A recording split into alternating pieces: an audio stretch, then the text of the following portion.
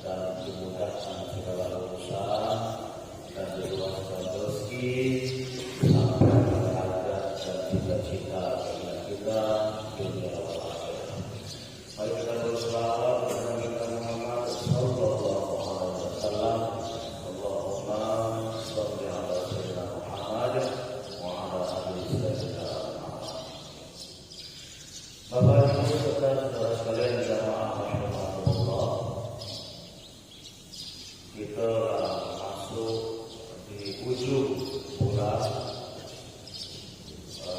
Zulhijjah, ya, ujung bulan Zulhijjah, dan sebentar lagi kita akan memasuki tahun baru Islam, yakni diawali dengan 1 Muharram.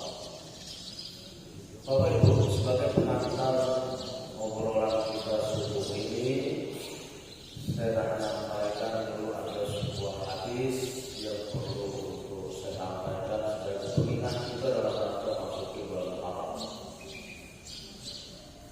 Nabi ditanya oleh sahabat dalam hadis itu, "Ya Rasulullah, al-sholat afdal ba'da maktubah." Wahai Nabi, kata sahabat, apa sholat yang paling afdal sesudah sholat 5 waktu, ya Rasulullah? Jadi Nabi ditanya oleh sahabat, "Ya Rasulullah, sholat 5 waktu itu kan utama, sangat afdal sekali, ya. Tapi apa sholat sunat yang paling afdal sesudah sholat 5 waktu, ya Rasulullah?" Maka Nabi menjawab, "As-sholatu fi jawfil lail." Sholat pada penghujung malam. Sholat sunat pada penghujung malam itu sholat yang afdal sesudah sholat 5 waktu itu. Makanya ini adalah sholat malam tahajud yang dilakukan di penghujung malam akan sepertiga malam yang akhir. Ini luar biasa. Jadi sholat malam itu bisa kita lakukan setelah itu, sebelum kita tidur, sudah isya, pertengahan malam, bagus. Tapi paling bagus lagi adalah sepertiga malam yang akhir, ya. Sepertiga malam yang akhir itu waktu mustajab dan bagus untuk banyak istighfar. Jadi sholat tahajud, ya, sholat tahajud itu pun usahakan di sepertiga malam yang akhir dilakukan. Itulah sholat yang pertama. Bapak Ibu saudara-saudara sekalian, sebenarnya sholat sunnah ini banyak sekali, sholat sunnah banyak. Cuma pesan saya, harapan saya mengingatkan ada 4 sholat sunnah yang jangan lupa dilakukan. Agak penting dilakukan. Kalau kita dalam hadis itu stressing agak kuat penekanan itu. Ada 4. Jangan lupa. Pertama, sholat sunat rawatib. Jangan lupa sholat sunat rawatib. Yang kedua, sholat witir. Sholat witir. Yang ketiga adalah sholat tahajud, ya, tahajud. Yang keempat adalah sholat duha. 4 ini kalau bisa jangan ketinggalan. Ya, agak penekanannya agak kuat. Syukur-syukur kita bisa sholat lain. Ya, tasbih, ya, hajat, istighfar, dan sebagainya. Tapi yang 4 ini agak penting dalam taat. Pertama, sholat sunat rawatib, lalu rawatib, dan rawatib. Apa sholat rawatib itu? Apa rawatib itu? Ya, sebelum dan sesudah sholat fardu, ya, qabliyah dan ba'diyah. Kata Nabi, "Man sholat isnata asyara." Siapa yang menjaga sholat rawatib 12 rakaat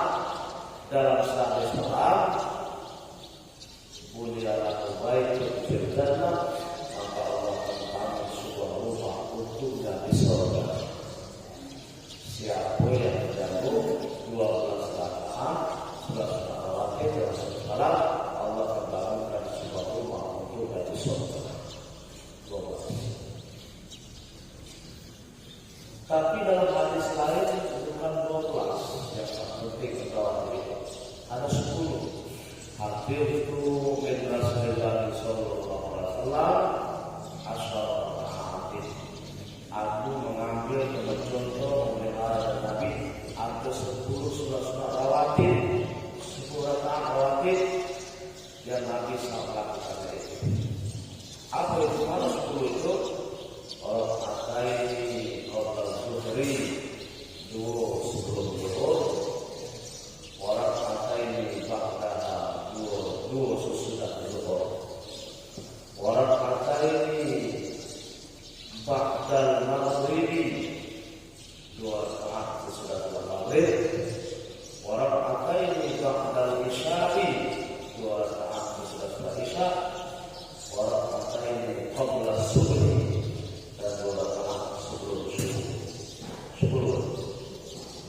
2 sebelum zuhur, 2 sudah zuhur, 2 sudah maghrib, 2 sudah isya, 2 sebelum subuh. Wah, ini Nabi sangat menekankan, tidak pernah tinggal. Tadi Nabi itu kata sahabat, aku contoh betul dari Nabi itu 10 rakaat rawatib ini. Nabi telah melakukan 10. Dari mana yang salah nih Pak? Tadi hadis yang pertama 12 rakaat, hadis yang kedua 10. Mana yang salah? Benar kalau hadis yang setinggal. Kalau Bapak Ibu ingin yang 12 rakaat juga itu sebelum zuhur 4. Jadi sebelum zuhur 4, jadi 12. Ya. Artinya Bapak Ibu terlepas dari 5 rakaat itu rawatib sebelum zuhur itu penting, sudah zuhur itu sangat penting, sudah maghrib itu sangat penting, sudah isya penting, dan sebelum subuh itu sangat penting sekali. Sebelum asar boleh pakai oil. Sebelum maghrib boleh pakai oil. Paham? Kamu sebelum maghrib, sebelum isya, ya kamu. Cuma perintahnya ada Nabi seluruh qabla maghrib di Indonesia. Selama sebelum maghrib, Nabi yang mau ada kalimat. Tapi kalau yang 10 tadi itu sebelum, jadi jangan lupa rawatib, subuh waktu itu kalau sudah mengamalkan itu subuh amalan biasa.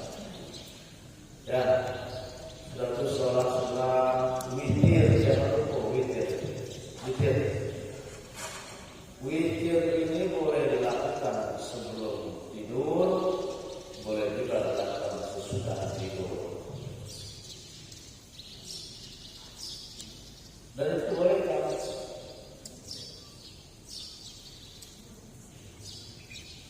Ada Nabi bertanya kepada sahabat Abu Bakar, kamu kapan witir? Kalau saya sebelum tidur ya, sebelum tidur. Bagus Abu Bakar, tapi kamu menjaga. Umar, kamu kapan sholat witirnya? Kalau saya ya Rasul, penghujung malam sudah mau tidur, sudah lain, kalau sudah witir. Bagus Umar, tapi kamu orang tua. Maka saya sakit dalam buku fikih kita mengatakan bagi yang khawatir tidak bangun malam, bagus witir itu diselesaikan sebelum dia tidur.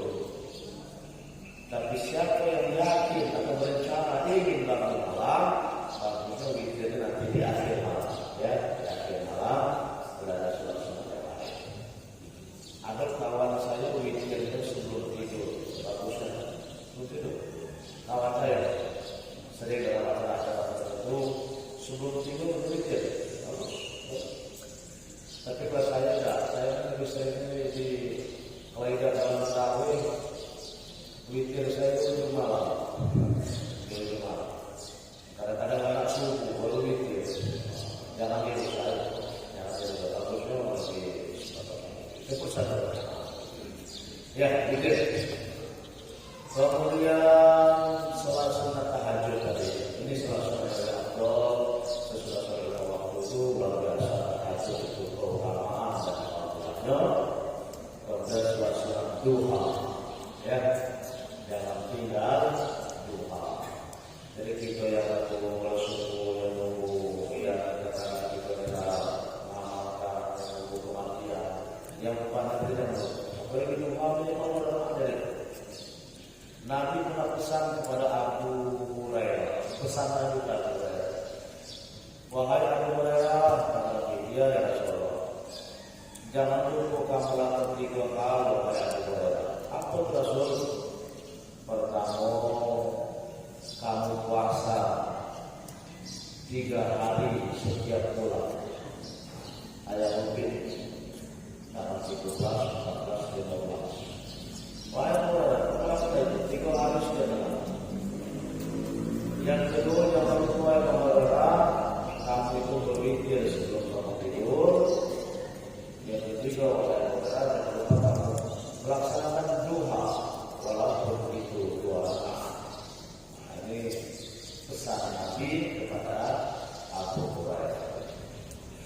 Ya, jadi ini hadis pertama sebelum tadi, sholat afdal sholat waktu adalah sholat tahajud, sholat sudah dalam penghujung malam seperti dalam malam akhir, karena Allah turun turun ke dunia memanggil orang yang tahajud malam untuk berdoa malam. Siapa yang berdoa padaku akan berdoa. Siapa yang minta padaku akan kuberi. Siapa yang beristighfar padaku akan ampuni dosa. Ada dua sisi. Nah, itu yang pertama tadi. Sholat afdal, sholat sunnah. Kemudian sahabat ditanya oleh Rasulullah. Rasulullah tanya oleh sahabat. Apa pertanyaan sahabat? Ya Rasulullah, al-siyam afdal ba'da Ramadan. Apa puasa yang paling afdal sesudah puasa Ramadan ya Rasul? Kalau tadi sholat yang afdal sesudah waktu. Nah, kalau puasa apa ya Rasulullah? Yang sangat utama sesudah puasa di bulan Ramadan. Kata Nabi, as-sawmu tad'unahul muharram. Puasa di bulan Muharram, yakni tanggal 10 Muharram. Nah, ini jangan lupa kita sunnah puasa tanggal 10 Muharram yang disebut dengan puasa Asyura. Puasa Asyura. Oleh karena Nabi, puasa yang afdal sesudah bulan Ramadan adalah puasa di bulan Muharram, yakni tanggal 10 Muharram itu. Nah, ini yang kita katakan. Jadi kalau masuk 10 Muharram, jangan lupa puasa Asyura. 10 Muharram. Kalau kita 20 mudah minat 10 Muharram. Hari Kamis kedua. Hari Kamis kedua. Ini kadang-kadang banyak lagi sunnah yang banyak dilumpuhkan orang dan disebabkan orang atau sibuk yang lain. Puasa sunnah 10 Muharram lumpuh. Tidak sempat. Karena ini luar biasa utama ya. Puasa sunnah 10 Muharram itu disebut dengan Asyura. Nabi selalu mengamalkan puasa Asyura ini. Dari zaman Nabi masih lalu Nabi puasa Asyura. Kalau umur puasa apa? Ketika Nabi sampai di Madinah, Nabi hijrah di Madinah, maka Nabi tetap masuk Asyura itu 10 Muharram. Maka sahabat dalam tanda kutip protes, konfirmasi dengan Rasulullah. Ya Rasulullah, kenapa engkau puasa tanggal 10 Muharram Asyura?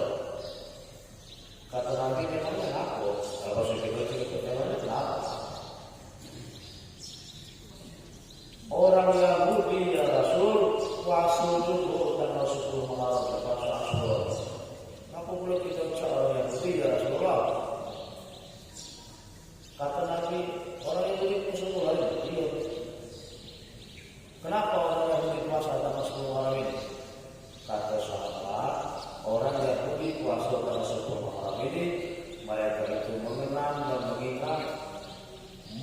Nabi Musa selamat daripada Firaun. Kata Nabi Muhammad, kita juga lebih berhak menghormati Nabi Musa. Ya, karena Musa Nabi kita juga. Maka semua saling tidak tasampur ya Rasulullah, tidak mirip dengan orang Yahudi. Maksud sama orang Yahudi kita Rasulullah masa tahun 10 Muharram ini. Kata Nabi, insya Allah tahun depan saya akan memulai puasa itu dari tanggal 9 Muharram. Ya, agak beda dengan orang Yahudi tadi. Jadi tidak sambungnya kata Rasulullah. Maka saya akan memulai tahun depan Muharram tahun depan kata Rasul. Saya memulai dari tanggal 9 Muharram. Jadi tanggal 9 dan tanggal 10 Muharram saya puasa 2 hari. Dia agak beda dengan orang Yahudi. Dia hanya puasa tanggal 10 Muharram tadi itu. Kiro belum sampai tahun depan, Muharram depan, Nabi sudah meninggal, Nabi wafat, ya, dan tidak tercapai. Nabi berkata tahun depan aku berpuasa mulai tanggal 9 Muharram dan tanggal 10 Muharram. Kira umur Nabi tidak sampai tahun Muharram depan, ya, Nabi meninggal duluan. Makanya ini para ulama tetap mensunahkan. Ini namanya sunnah hamdiyah. Sunnah cita-cita Nabi yang belum terwujud. Rencana Nabi yang belum tercapai. Ini kita sunnah dulu dalam kajian ilmu hadis. Namanya sunnah hamdiyah. Maka tetap sunnah hukumnya bagusnya, yang eloknya lebih utamanya puasanya 2 hari. Tanggal 9 dan tanggal 10 Muharram itu lebih utama karena Nabi pernah berencana seperti itu. Kalau mau hari itu, tapi kalau tanggal 10 itu juga boleh, ya masalah. Karena Nabi mengamalkan itu seperti itu, Pak. Cuma Nabi pernah berencana, pernah bercita-cita, setelah sudah kesampaian, Nabi puasa dari tanggal 9 rencana kuliah, tapi ya, itu namanya sunnah hamdiyah. Cita-cita Nabi yang belum terlaksana, sunnah dulu. Walaupun Nabi tidak sempat berdoa. Jadi kalau mengatakan segala sesuatu yang dikerjakan Nabi bid'ah, itu biasa dulu. Biasa dulu ya. Ini Nabi tidak sempat melaksanakan puasa Asyura tanggal 9 itu tidak sunnah. Ada lagi contoh sunnah hamdiyah atau sunnah cita-cita Nabi yang terwujud itu apa? Nabi pernah berencana, pernah bercita-cita ingin memandikan jenazah Aisyah. Jadi Nabi curhat dengan istri beliau. Jadi suami istri itu tetap curhat, jangan lupa. Jangan curhat. Nabi pernah curhat dengan istri beliau. Aku curhat Nabi dengan Aisyah. Ya Aisyah, lau mutti qabli la ghasaltuki. Aisyah, kalau kamu meninggal duluan sebelum aku, kata Nabi, akulah yang akan memandikan jenazahmu. Itu kata Nabi. Aisyah, kalau kamu meninggal duluan sebelum aku, kata Nabi, akulah yang akan memandikan jenazahmu. Fardu kifayamu wahai Rasul, wahai aku Nabi. Kira tidak sampai. Kira Aisyah, Rasulullah lebih dulu meninggal sebelum Aisyah. Sebelum Rasulullah. Rasulullah lebih dulu meninggal sebelum Aisyah. Maka itu tetap sunnah, ya, tetap sunnah. Hamdiyah namanya dicita-cita Nabi betul-betul. Kalau istri meninggal, suami yang lebih afdal untuk memandikan jenazah istrinya itu. Ketimbang yang lain, suami itu. Itu Nabi pernah berencanakan itu. Wahai Aisyah, kalau engkau meninggal duluan sebelum aku, nih aku suamimu yang akan memandikan jenazah. Maka kalau lama kita melakukan sunnah itu hukumnya, kalau istri meninggal, suami yang lebih afdal sempurna, bahkan lebih berhak untuk memalikan tenaga istri. Artinya suami boleh ditemani memalikan istrinya itu maksudnya bukan dulu di luar seperti suami kalau paling mati kadang itu mungkin menurunkan apa itu lebih tahu dari itu. Jadi kalau suami artinya ibu-ibu boleh pesan sama suami, boleh pesan doa, udah bersih, kata kalau aku meninggalkan kata telah meninggalkan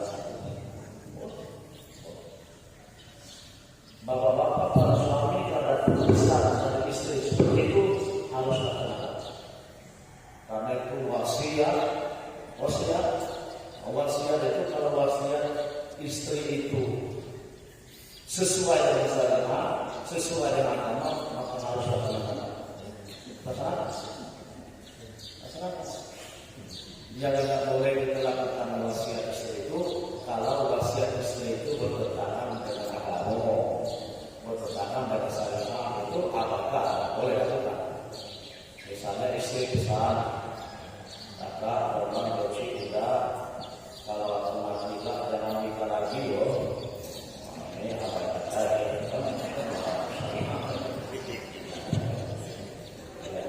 itu bertentangan syariat.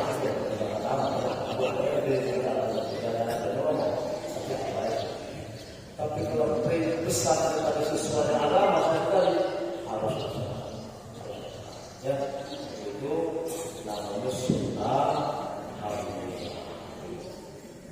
Bapak Ibu saudara-saudara sekalian Allah, artinya saya ingatkan kita semua, mari menyambut Muharram dengan baik, dengan Muharram kita, dan yang terpenting jangan lupa puasa Asyura.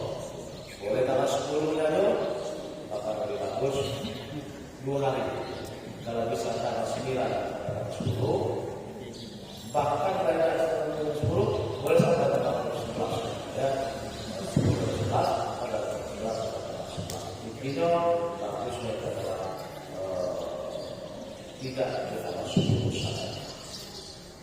Saya datang 10 aja nih Pak, sehari diberlakukan boleh, kalau boleh semua ya, karena nanti masyarakat terakhir saya juga mengingatkan bahwa kenapa bulan Muharram termasuk bulan kemuliaan? Karena bulan kemuliaan itu 4 ya, bulan awal itu 4, Zulqa'dah, Zulhijjah, Muharram dan Rajab. Itu kemuliaan. Pertama tadi itu banyak sesuatu yang kedua, kira dalam sejarah bahwa di bulan Muharram itu dalam sejarah Islam pernah terjadi peristiwa yang perlu kita ingatkan juga, terbunuhnya cucu Nabi Husain ya di padang Karbala itu dalam keadaan terbunuh dalam keadaan tidak wajar dan kepala tebal, maka itu cucu Nabi wafat itu dan maka ada tradisi di masyarakat kita takut ya, dalam mengenal itu sebenarnya takut kita lain ya itu dalam rangka seperti ini sejarah yang perlu kita ingat bahwa cucu Nabi wafat di bulan Muharram maka di tempat lain di daerah lain 10 Muharram itu disebut dengan lebaran yatim, dengan itu anak yatim dalam mengenal cucu Nabi dikaitkan seperti itu, ya seperti itu. Nah, juga Bapak Ibu yang dapat disampaikan subuh kali ini sekedar mengingatkan kita dong. Mohon maaf, suara saya masih ada, karena baru balik pada tanah suci 3 hari yang lalu dari haji. Tapi karena ingatkan pengurus saya datang dulu untuk pada hari ini. Terima kasih, semoga menambah keimanan dan menambah ilmu. Allah berikan kita kesempatan dan kekuatan untuk mengamalkan yang terbaik. Apa yang saya sampaikan tadi, baik